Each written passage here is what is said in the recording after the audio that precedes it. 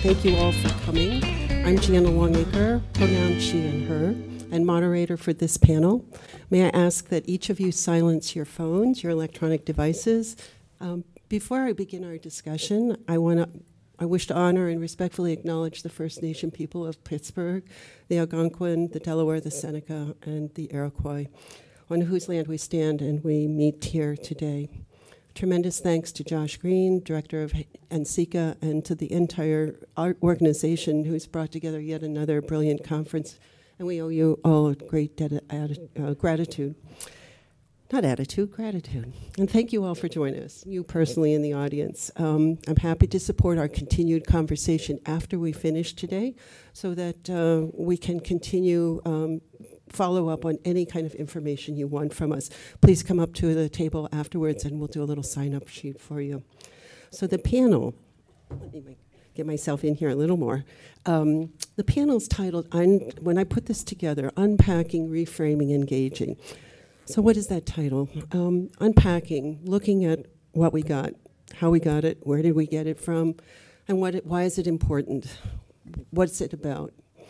What's not included? Why should we care? And then that's just the beginning. Reframing, let's talk context, let's talk value, let's talk purpose, let's talk otherness and inclusion. Engaging, I think we know what that's all about. There have been a number of panels here, if any of you are in the audience, that have been doing great presentations here on new opportunities in creativity and learning. But engaging means being active. What is on the horizon for tomorrow that we haven't thought about today? So we've been meeting and talking about some of this. Over the last 2 days, the powerful voices on the panels and out of the audience are so refreshing. And I personally want to be sure that this doesn't feel like it's just a token moment, but it's more of a call to action and that everybody gets engaged. So now that's a little bit about what the title is and where we're going. Sorry I'm starting out for the rush here, but let's get into what we're doing. I also want to put a perspective on why this was important to me and how I came to putting this together. I'm adding a different part of the conversation of otherness and history and teaching. Because I've felt that kind of role for a very long time. I'm a full-time professor at Massachusetts College of Art and Design in Boston. It's an institution that's 143 years old. I've been a teacher there 41 years. The remarkable thing to me is that I'm the second full-time woman in fine arts. I tell my students, many of them are here in the audience, that I should have been dead a long time ago. There should have been women there from the very beginning, but there weren't. The history of the school is that the governor in 1873 decided that every town that had more than 15,000 people needed to teach everyone how to draw. This is the beginning of art education. But Mass Art still stands, after 145 years, the only public art school in the United States that is not an art department to a university. That's a big deal. That means that art is public. It's not a private endeavor.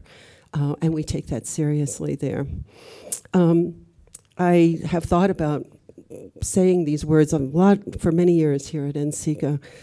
And a lot of times I felt like this was not going to get anywhere. But in thinking about it last year, after hearing, and over the last 5 years, maybe some panels coming up, I finally felt that the conversation isn't what Bill Strickland calls water on stone, that there were really people listening to talking about the changes that needed to happen. So the time couldn't be better to broaden our conversations and do the hard work. There's no quick fix. This momentum needs to continue, and that's what we're here for.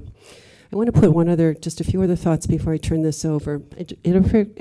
I was reflecting through a lot of different material, and it's interesting to think of this being 2018, but 100 years ago, exactly 100 years ago, we're at the end of the First World War. There's so much devastation. The world is on fire, and I feel like the world is on fire now as well. Not in good ways, some in good ways, not all in good ways. The devastation of polarizing politics has really created mayhem, is what I can usually say. I want to be sure that we don't take on that same posture, that we have strength in our creative voices and we need to use them.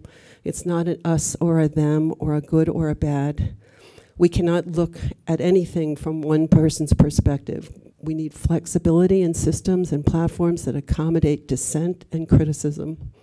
But more importantly, it's not just about the content of what we're producing or who is producing it or the pedagogy of what's in the classroom or the critique.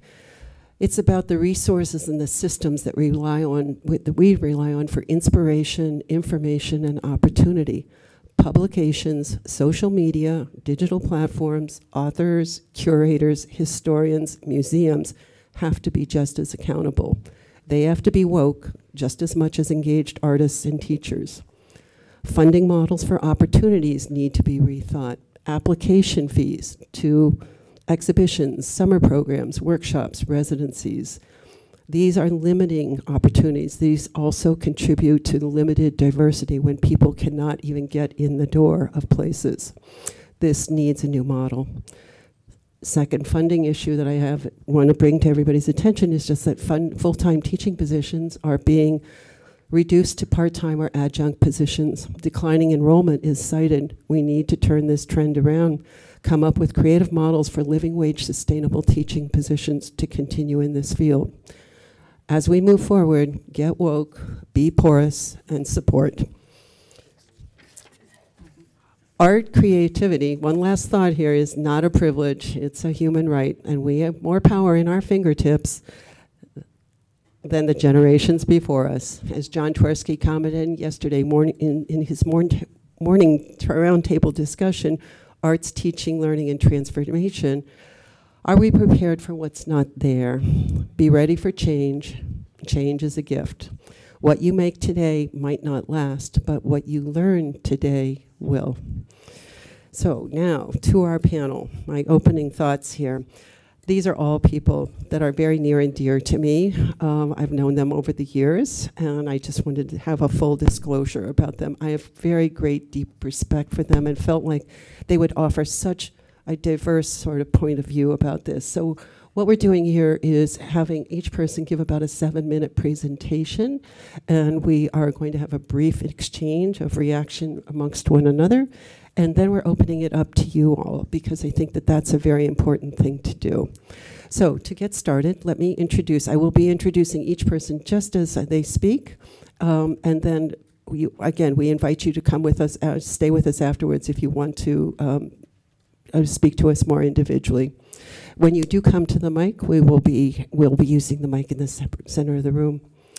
So to start with, Jasmine Bates is an artist who works with clay and other materials and thinks about patterns, power, and histories. She's a ceramics grad student at CU Boulder and is completing a graduate certificate in Women Gender Studies. She has a BFA from Massachusetts College of Art and Design, a BA in Religious Studies from the University of Toronto. So, welcome, Jasmine. Thanks, Jana. Hi, everyone. My name is Jasmine Bates. She, her, hers.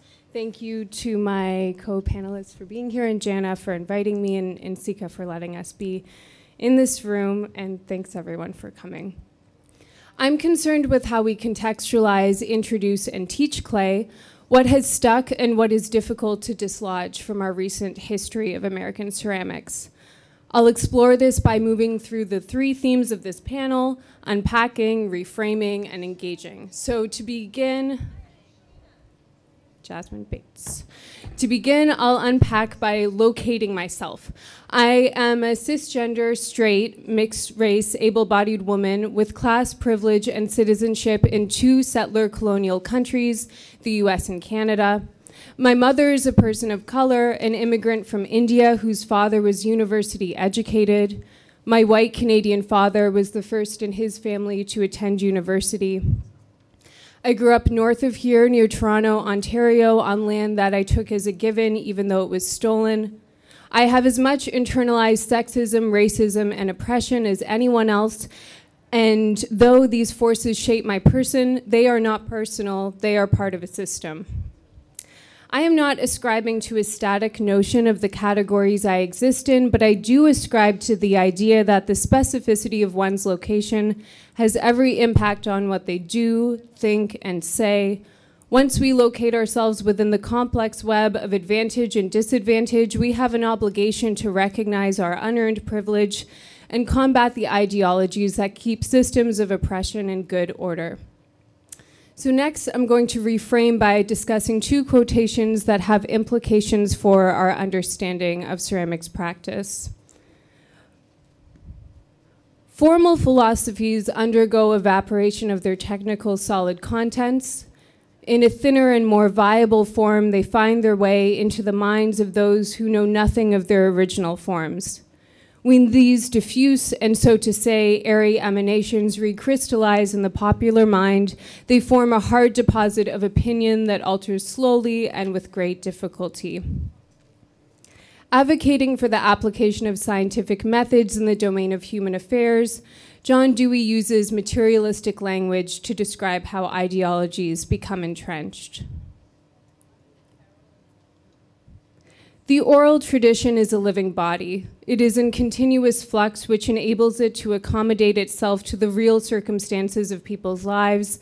That is its strength, but it is also its weakness, for when a people finds itself living within a racist, classist, and sexist reality, the oral tradition will reflect those values and will thus shape the people's consciousness to include and accept racism, classism, and sexism, and they will incorporate that change, hardly noticing the shift. Paula Gunn Allen points out how over decades of settler occupation, the oral tradition of her people was distorted by male bias and colonial sexual politics, just as a living body might absorb harmful elements in its environment. I find these quotes particularly helpful because they describe how thought and theory moves and sticks, not with individual malintention, but intergenerationally, systemically, and invisibly. Although the stakes are clearly much lower for American studio ceramics than they are for indigenous oral traditions, we can also think of the former as a living body shaped by racist, classist, sexist norms. And we can consider the mechanisms that convey these ideological norms through time and space, lodging them into our living body and creating an unfortunate holding pattern.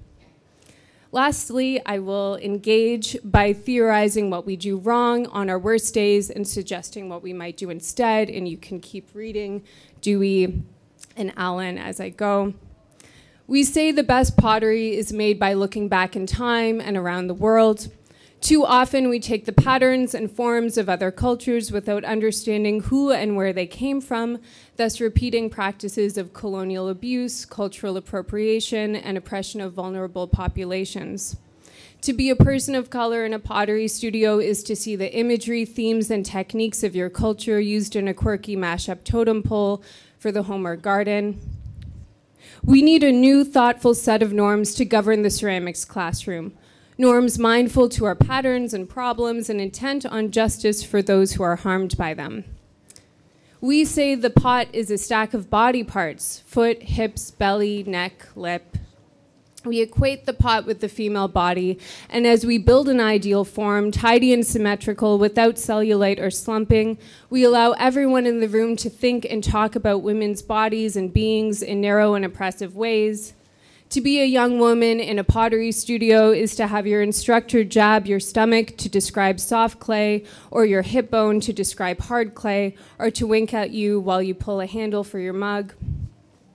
We need new heroes. Maybe Marguerite Wildenhain, M.C. Richards, or Susan Peterson as made vital for a new generation in Jenny Sorkin's live form. Or better yet, maybe Augusta Savage, Harlem Renaissance artist whose first commission was a bust of W.E. Du Bois and whose first contact with clay was from the clay pits in her hometown of Green Cove Springs, Florida. But finding new heroes doesn't mean we simply turn away from the old ones. We still have to deal with the Soldner mixer in the corner and the countless glazes named after men we never knew but whose legacies persist.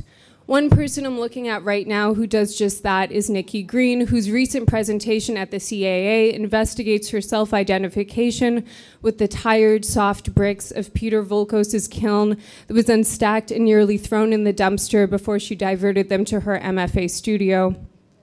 As a trans woman, Green contemplates the liminal, insulative properties of herself and the soft brick, their identity, role, and function. We need a collective cultural shift, and it has to start with what we teach and what we normalize and how we think of ourselves on a daily basis in the ceramics classroom. Change can't be confined to token gestures, to weekend workshops, to senior seminars, or to Pittsburgh. It needs to be standardized, sustained, and continually evolving. Thank you.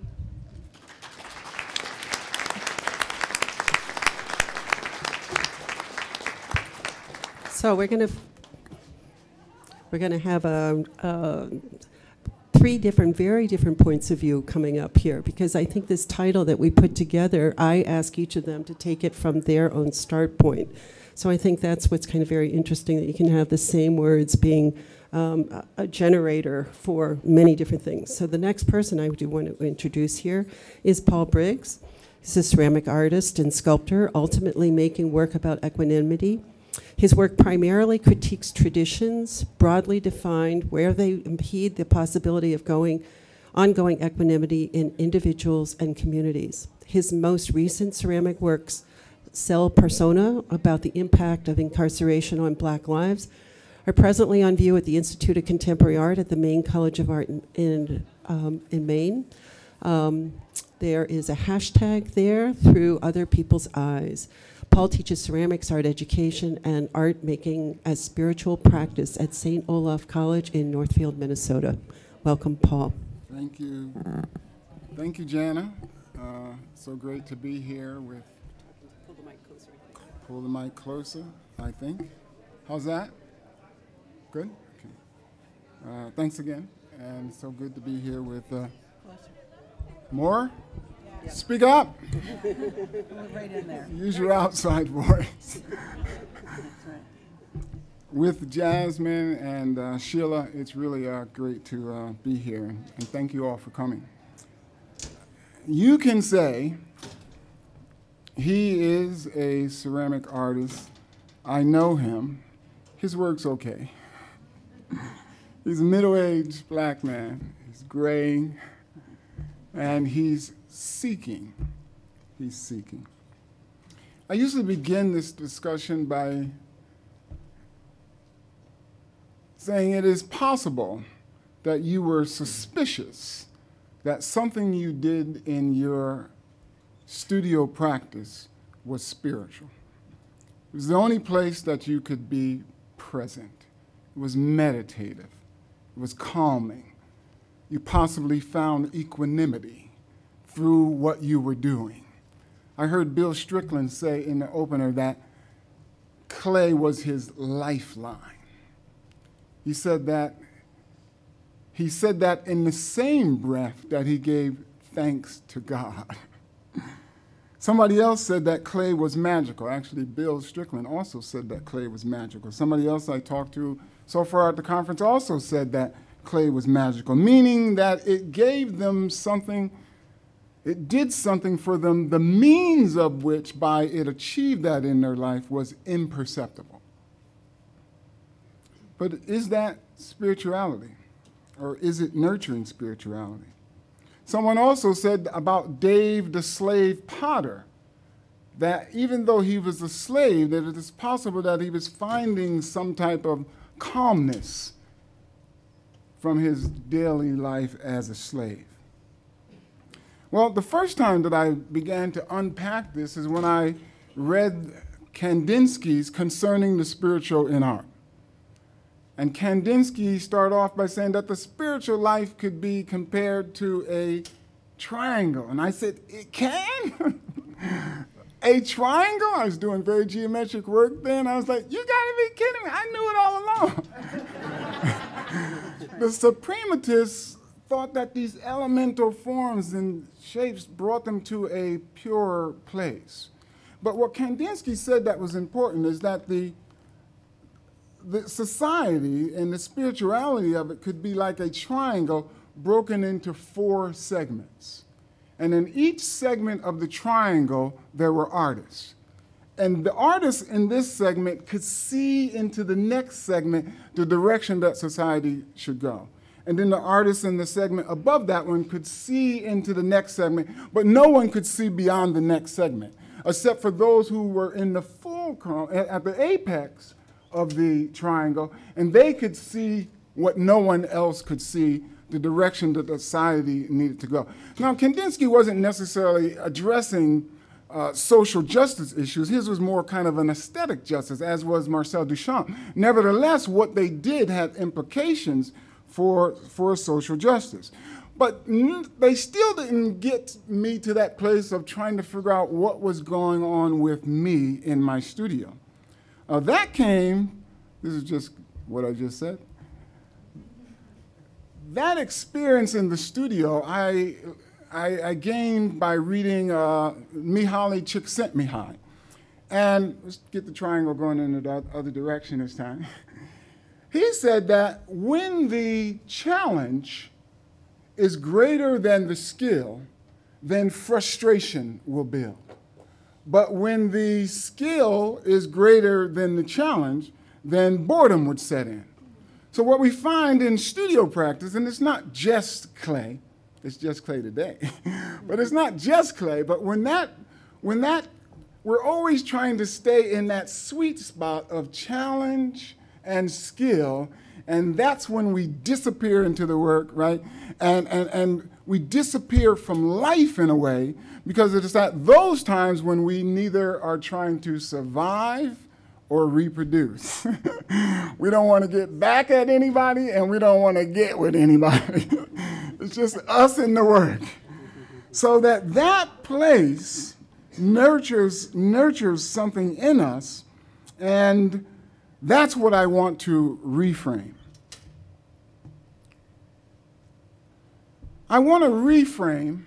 Let me go back, because I want you to kind of listen to me and not read the quote.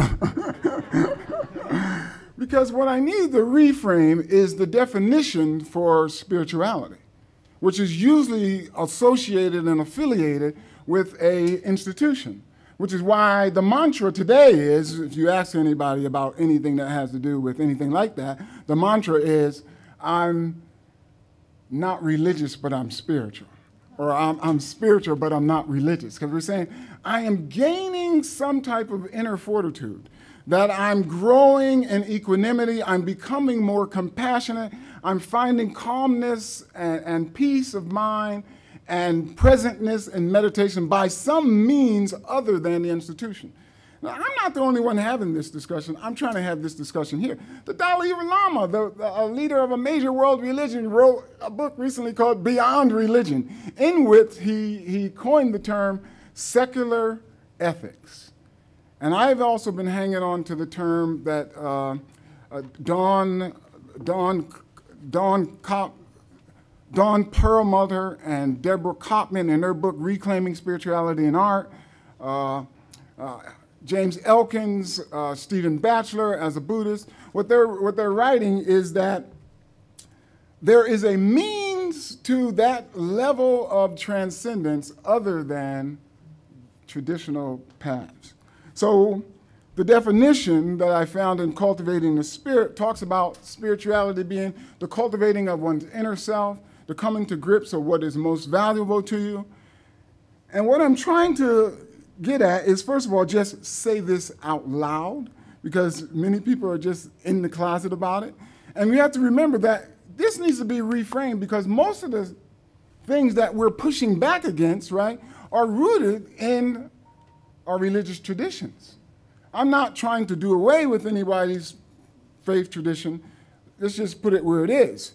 New York Times published an article recently that how many blacks are exiting the evangelical movement since evangelicals were so responsible for putting Trump in the White House. They're saying, wait a minute, there's something wrong here. I just can't embrace that anymore. So I had two conversations for this last piece, which kind of make me doubt where I'm going with it. But nevertheless, it's a conversation or discussion, so I'll engage it. And that is, how do we get to all the things that clay offer us? How do we get them to be not just a flow experience, but a spiritual practice? Now, we're already set up for it really well in clay, right? Because we have to slow down to do it. We have to be patient. My studio technician always tells me to remind my first-year students to have no expectations about the gift that the kiln will give you. Okay? Try to just be open and ready to accept things as they are. We are familiar with hours and days and months of doubt, uncertainty about where the medium will go. You have to have the humility. You can't force your ego onto clay as much as you would try. The impermanence that a Tibetan sand painting teaches, and the non-attachment that a Tibetan sand painting gives. We also know that impermanence and non-attachment also we have to bring into the ceramic studio. So where I'm at now is I'm not sure how much of what we do gets transferred over to life without a dharma being attached to it. I think it does. I don't know how much. I don't know that we have to add a teaching to the practice. But I've been wondering about what so many people in the arts, look how much social justice is in the arts. It's always been there, but it's very prominent now. If you look at, and I'm rushing here now, if we look at the national art standards and the highest level that they give for where a high school ceramics, not ceramics, art, see it's ceramics today, where a person learning the art should be, what they say is that they should be able to take all the elements and principles and forms and all those things and somehow address something that's going on in society. So they think that that's where a student would be in high school at the third level for engagement. So I'm trying to figure out what came first, the chicken of compassion that we see so much in the arts, or the egg of contemplative practice. Thank you.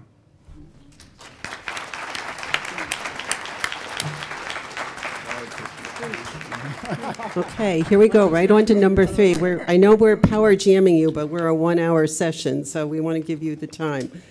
One more. Here is Sheila Pepe, incredible person, incredible artist, cross-disciplinary artist employing conceptualism, surrealism, and craft to address feminist and class issues. Her work's been in many solo exhibitions and group exhibitions in the Greater Boston and New York PS1 MoMA, Handmade and Performative Impulse in Art and Craft at the Museum of Contemporary Art in Houston, and many, many others. She's done commissions in the 8th Shenzhen Sculpture Biennial in China, Istrium in the Republic of Tbilisi in the Republic of Georgia, Hot Mess Formalism. Sheila's first mid-career exhibition organized by the Felix Art Museum will be traveling to the Everson Museum, the Bemis Center for the Arts, and the DeCordova Sculpture Park in 2018.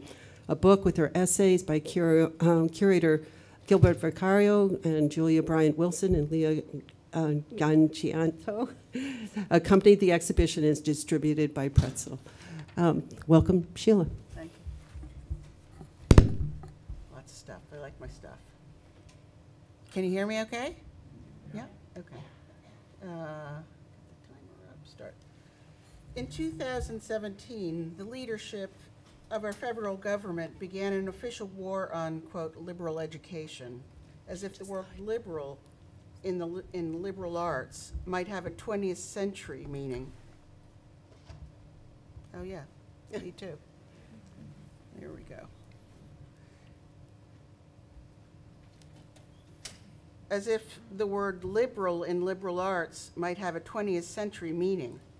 The Department of Education was given over to a corporate leader who had no experience in the field of K through 12 education, not to mention higher ed.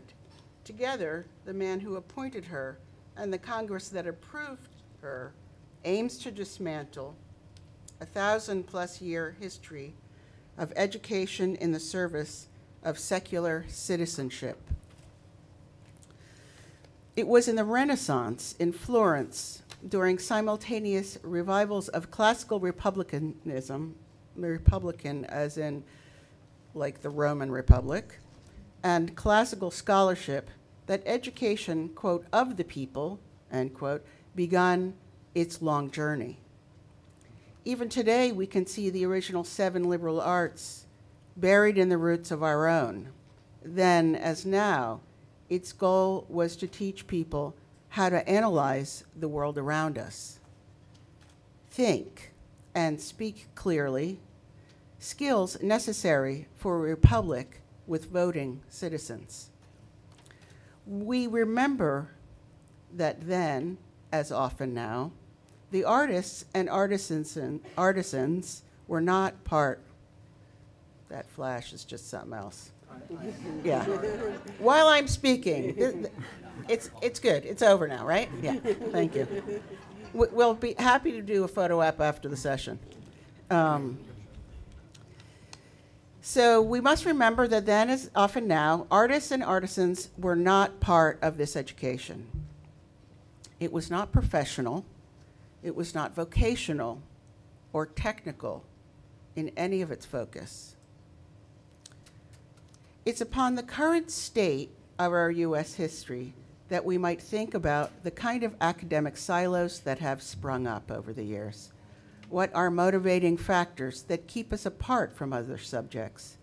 And what are the risks of using solitary materials, conceptually as well as literally, in vastly heterogeneous fields of technologies? I'd like to think about the desire for further professional instruction at the cost of subjects like philosophy, history, as well as the social and physical sciences. Why might we complain as the makers of things about how much time out of a 4-year curriculum is spent outside of the studio to study other subjects, a different other? And at the same time, at a moment when, thank you, sir, at a moment when the nation is clamoring for more education in the professions, why can't we simply embrace the honesty of this endeavor by making focused vocational craft schools again? And why can't we require those who would prefer to be artists in a dialogue with other artists of every stripe to begin with the broader education of the world? This education would consistently assert that every subject area was simply a fraction of a larger world of art ideas, one focused on sharing ideas first, then choosing from an array of material and processes needed to study. The larger problem is this. Most of the BFA and MFA communities that I meet around the world, well, that's not true, in the United States, think the world of engagement exists in a model completely fashioned after their siloed structure of higher education. What wasn't ventured in school vaguely exists. Their silo, whatever it is the largest part of the map, and oftentimes,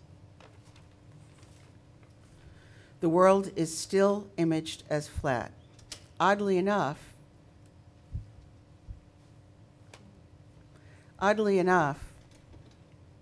it's a problem that predates social media and exists in a similar way as if you actually believe that everyone on Facebook is actually your friend. This mirrors the age-old question about why ceramics never gets its due in the larger, quote, art world. The simple answer is this. If you remain talking to your silo alone, no one outside of that silo will ever hear you.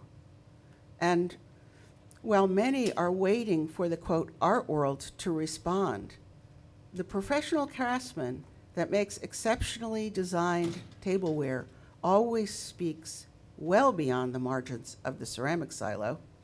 This person must understand the role as a citizen maker in order to provide and survive. She may still wonder why the term art is so elusive, but I would argue because her education told her that designers are not as important as artists. If she had taken a more global look at her profession and taken perhaps more global history lessons, she would know that this is simply the lie of art history. She would know that technology, craft, and design are always the things that have and will shape our world, and art is only a tiny subdivision for the elite.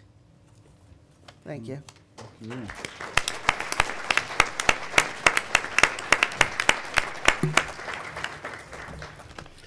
Well, Turn it around. so you can see 3 very different points of view, but I want to sort of start the conversation here at the table of, whoop.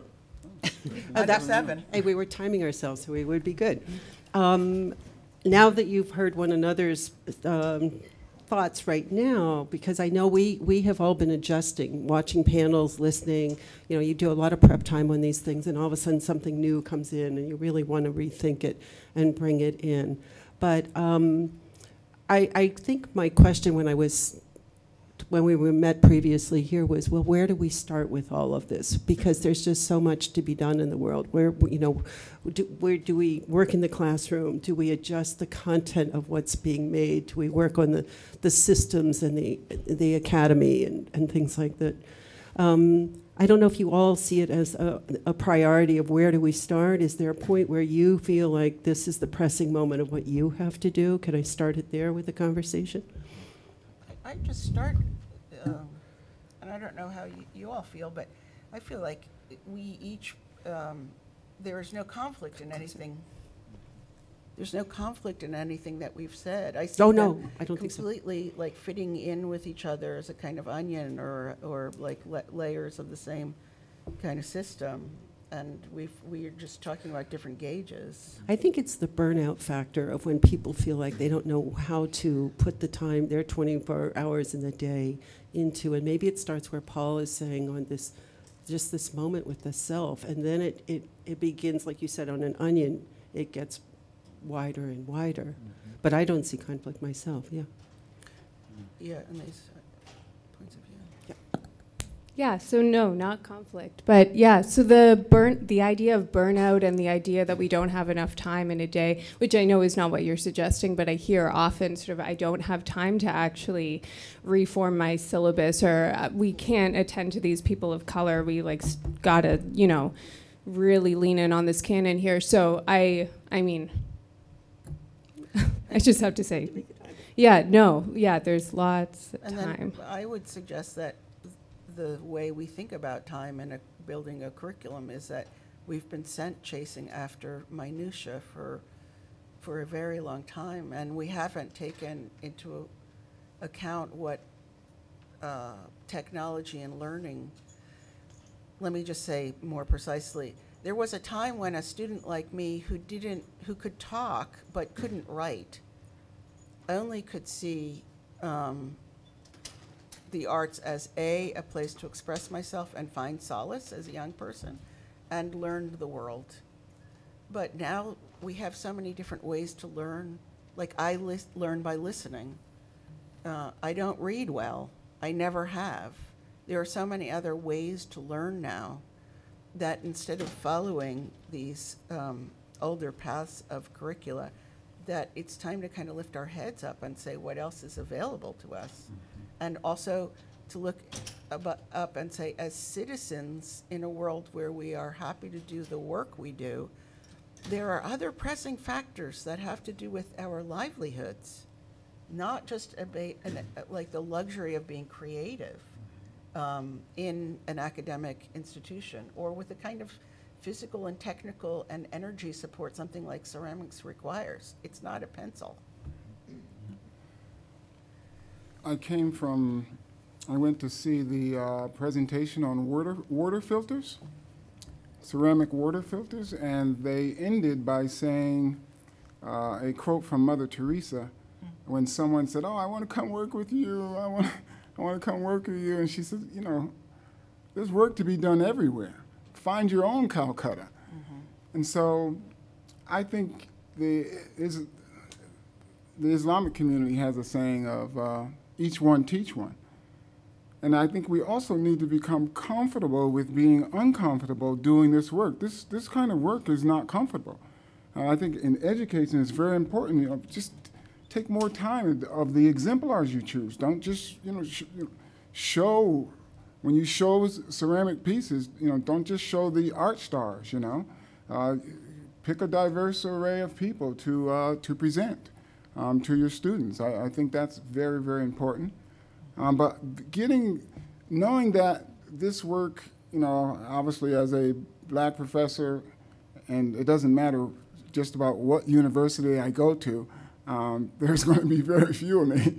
And so I'm always getting chosen to do this kind of work. Then we all need to do this kind of work. And we all need to, in order to do it, we're going to have to get comfortable being uncomfortable, which I think can be transferred from what we already do of dealing with uncertainty, unsurety, of something coming from a mess and a lump and becoming something amazing and beautiful, to add the Dharma to it. Things are a mess and a lump right now, and we know there's a lot of work to do. I'm still high from the meeting that we had this morning with artists of color. You know, we were like saying, "Oh, it's so great to be here together." But we knew things were still a mess. But we knew that this was a start. So I think, you know, sometimes I'll post something on Instagram, and if it's one of my pinch pots, right, it gets all these likes. But then when I post my work that's social justice, nobody likes it. You know, we're made uncomfortable by it, you know. But sometimes I'll like something because it has made me, you know, I had stepped on my toes, as we say, as a man. You know, I'm gonna like that piece that's posted by a woman that reminds me, although I consider myself a feminist, as you said at the beginning, right? I know that I carry all the crap, you know, that the society makes me carry, you know, as a man and as a black man. But nevertheless, I'm for the work. You know, I'm for the work. I'm for the cause, and for the, you know, equal rights and all that. So I think that piece of taking what we know happens in the studio and saying, wait a minute, this is just how things are, and transferring that over to life. This is what I mean as art making as a spiritual practice. Thank you. Well, I think we're down to that 20-minute mark, so we'd appreciate if anybody has a question that can come up and to the microphone here. Please, I see somebody running a board. Yeah? Please step up. Go ahead. I have a very odd question, and I'll just say it. What role do you think humility plays in the classroom for a teacher? Are you directing that to anyone? To anyone there or everyone that wants to respond. What role does humility have in the classroom for a teacher? You know, Sharif Bey gave his presentation yesterday, and he was saying that, you know, walking into the classroom, this is actually something that came from Penn State as well, Chris, that even though you create a lesson and you do all your background work, you walk into the classroom, you don't really know where that lesson is going to go. You know, and sometimes to bring up this subject matter, I said something about I used the term suffragette, right? Because I'm trying to deal with feminist, you know, issues. And one of my students corrected me and said, no, it's suffragist. Suffragette was the demeaning term. You know, they were suffragists. Suffragette was the title that they were given because they were women. They're suffragettes. So that does take humility to open yourself up to the vulnerability of having these kind of conversations, as not being the big leader. But, you know, I would say, I don't think humility is the issue. Yeah, I can be as humble as anything, and I'm still, you know, I'm still a white woman. You know, it's like it doesn't help if you don't know. If you don't know the history, you know, the suffragist, suffragette, I don't care, to be honest. Just make women equal. I don't care what you call it. But you really have to study, like, to understand that our nation was completely built by black people. Our nation was built by landowners. Many of us would have never been included in the original proposition to begin with. We're kind of back to the beginning, and we're seeing it. And it's making us freak out because we thought we were all kumbaya, and we're not. So, I was meaning more in terms of there's a hierarchy in the classroom. As simple as the fact that the teacher gives a grade, and often students feel like they're having to,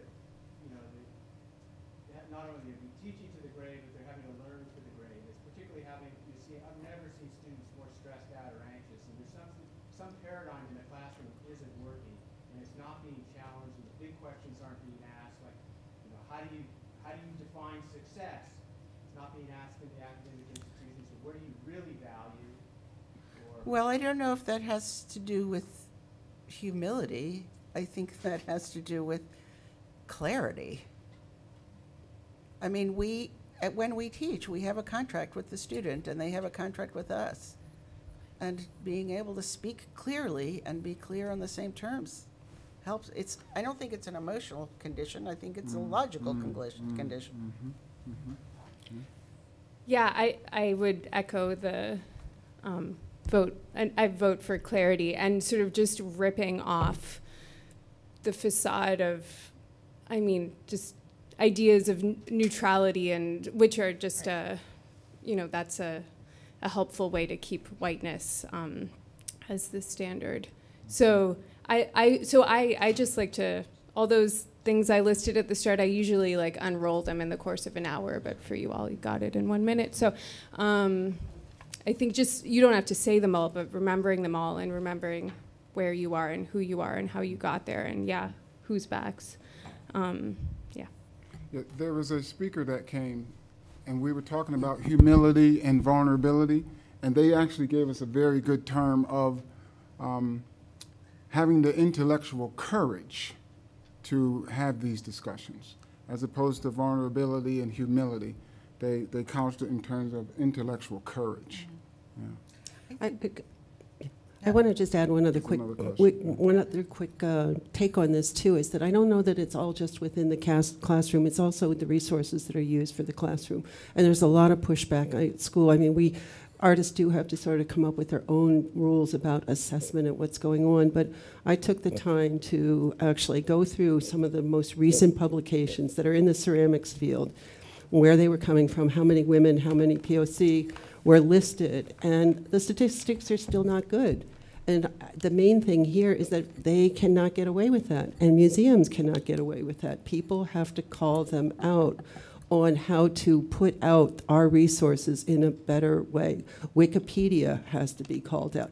Facebook has to be called out. There's just tons of stuff that's going on that is in our classroom, and we don't even realize that that's what's going on.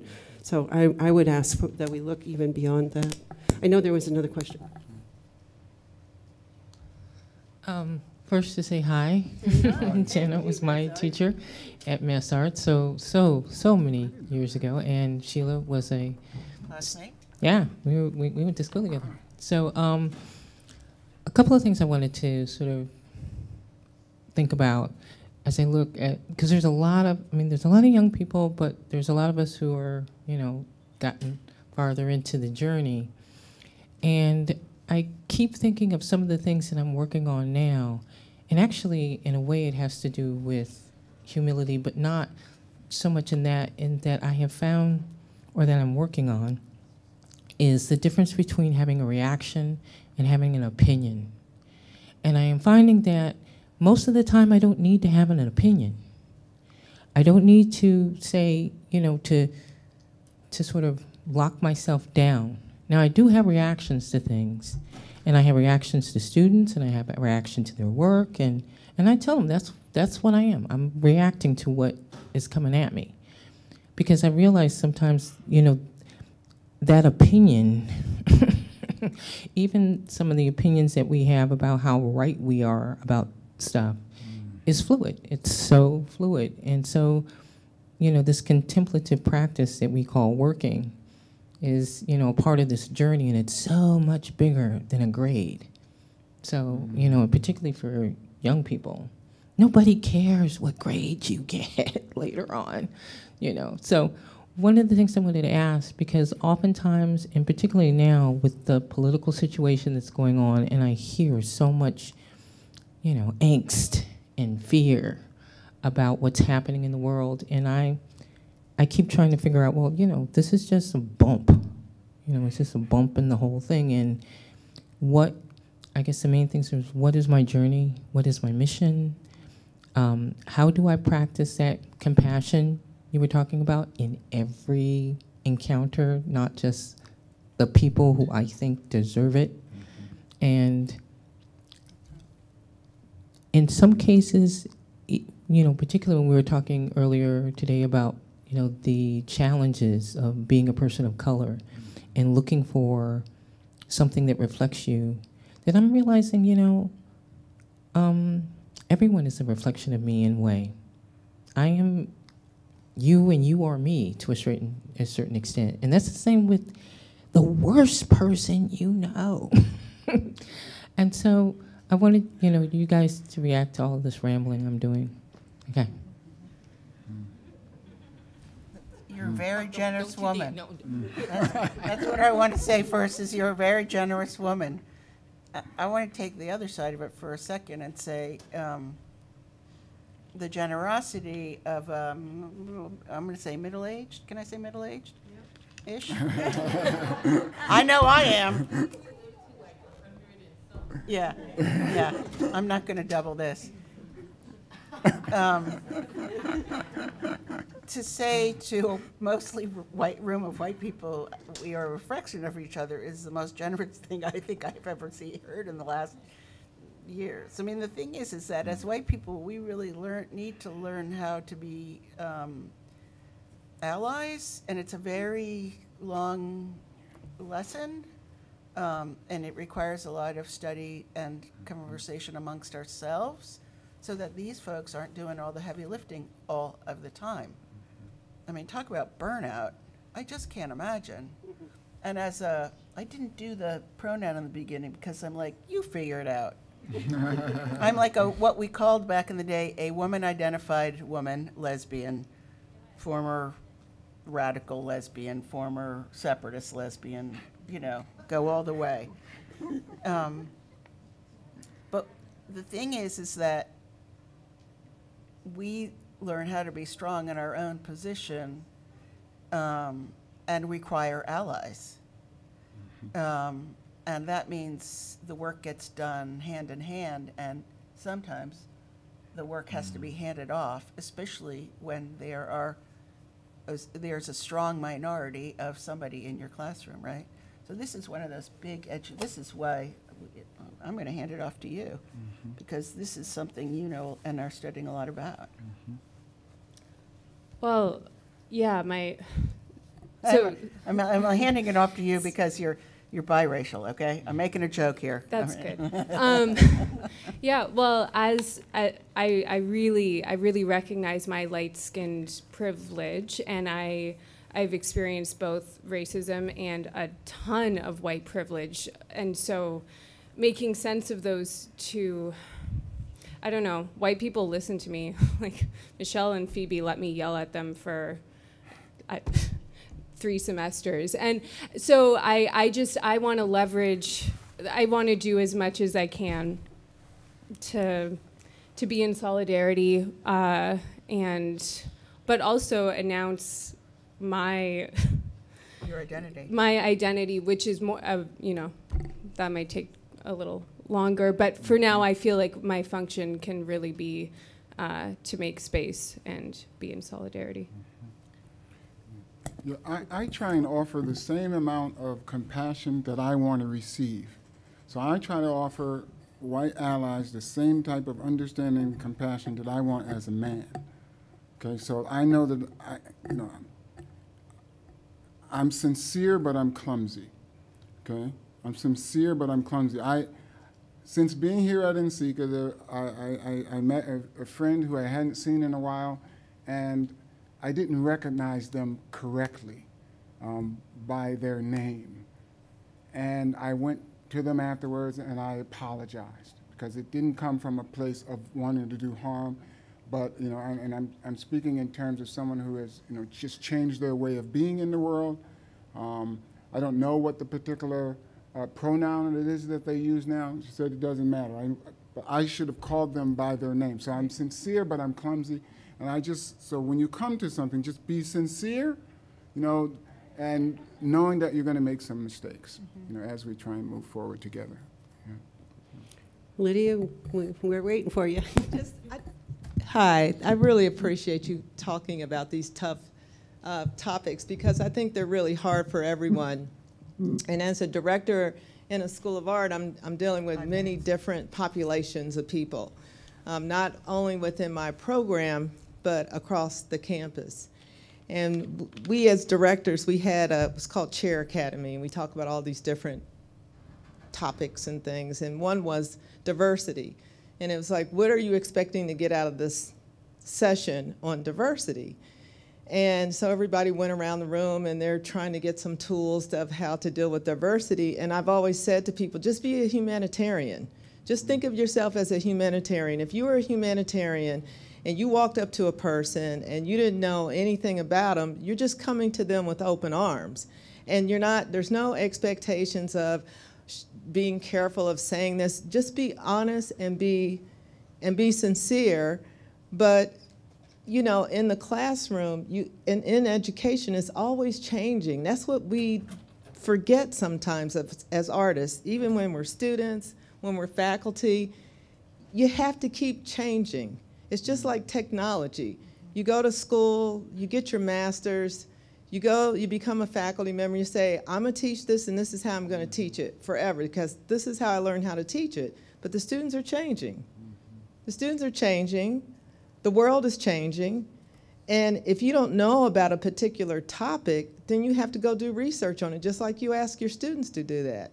If your student is coming to you and they want to know other African-American artists or they want to know more about queer art, and if you don't know that, if you didn't learn that, then it's your obligation, your responsibility to learn that. It's you as a student, if you're in that classroom with a student from any background, any gender, ethnicity, religion, whatever it is, take some responsibility and learn about that so you can engage in the conversation as well. Can I add to that? Here's what we discovered yesterday in a panel is that ceramics is not a highly politicized place on the front line. Like when the AIDS thing happened, they didn't make pots, they made posters, right? And so a lot of the ally arts in the queer lesbian field, in the Black American, in where people are needing to speak about their identity first and foremost, they will not always do it in the material of your choice.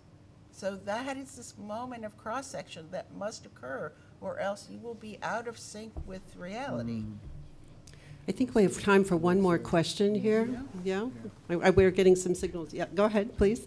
Yeah, I just want to ask something here, because in this room, there are many people from different areas around the world. So I'm from Africa. So I find it very interesting to discuss the issue of clay being institutionalized and being marginalized. I'm one of the person who actually work with women in rural area in Africa where they are being victim of institutionalization, whereby they produce artifacts. Some of the artifacts, when they produce, those who are responsible for, museum curators, they tend to prefer the sculptures made by men, which is form of patriarchy. It's seen, the art produced by women, it's seen as a low art because it's clay associated with the deities. And then, so I just want to ask yourself, when you talk about the issue of institutionalizations, for the issue of the clay and the marginalization, are you only concentrate on African Americans, or you also touch African diasporas or Native African who are also experiencing the issue of marginalization? Because most of the artifacts, specifically potteries that are produced by rural women, are found in many European museums, and the people who owns them, those museums, are not Africans. Therefore, they have got sort of, in terms of curators, they are buyers. And then when they pick them right in Africa, they buy them in the cheap price. And then when they take them outside, they are sold in a higher price. So I just want to ask whether the issue of institutionalization and marginalization, do you also cover people from African descent in the continent there? I would certainly say that. I mean, I guess I wrote the initial, trying to pull this panel together, and there, so many words are packed into everything that we've said here in the presentation. We could be here for another 5 days about it, but certainly, I think this conference has been really effective in opening up a lot of conversations and building more allies and getting people familiar. And I went to your presentation yesterday, and I appreciated having the opportunity to know more about the women and the work that they were doing in South Africa. But I think it's across the arts. There's so much that needs attention. So I don't know if any of you have a specific thing. I think the answer is yes. It's a global phenomenon. Mm-hmm. We just have a very particular version of it here in the States because of our own 200-year history. Plus. So I have one closing thought that I just want to share, because I know a lot of you are coming from other institutions, whether you're a student or faculty here. And I just want to it's a bit of a call to arms, because I do feel like, and it's not anything we've been talking about. I'm talking about Puerto Rico. I'm talking about that island is devastated. The poorest school probably in all the institutions that are here took in 10 Puerto Rican students, full scholarship, raised by money from the faculty and the students and the alumni. I think everybody who has a resource table downstairs needs to go back to their institutions, because those students still do not have schools to go return to. If Puerto Rican students can come to snowy Boston, they will go to wherever you are. You need to offer them the opportunity. If you're a student, you need to say, use Mass Art as a model. If we can do it, y'all can do it. Okay, so please do.